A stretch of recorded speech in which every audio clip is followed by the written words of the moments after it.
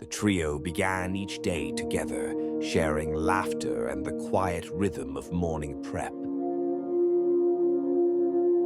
Each had their role, and together they made the cafe feel like home.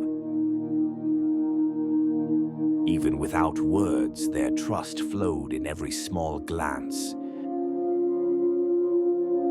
Then came Paul with perfect manners and an unreadable smile.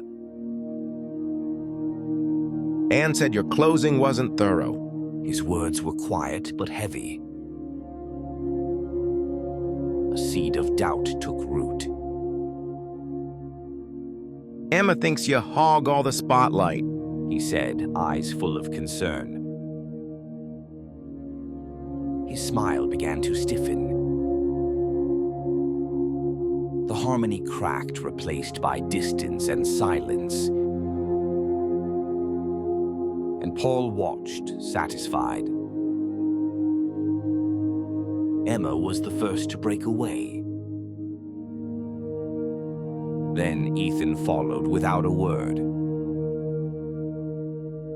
Anne stayed, but the warmth had long left the cafe.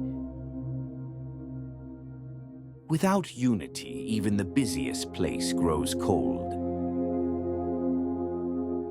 What they had was precious, lost to whispers and doubt.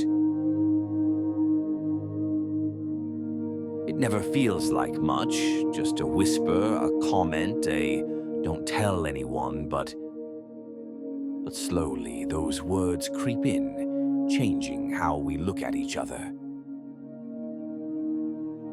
The more we believe the echo, the less we speak with our hearts. One day, someone breaks the silence, but by then, the damage is done. What broke us wasn't a fight. It was the quiet drip of words we never questioned. You don't have to listen. You don't have to pass it on. You can protect the people you care about with silence or with truth.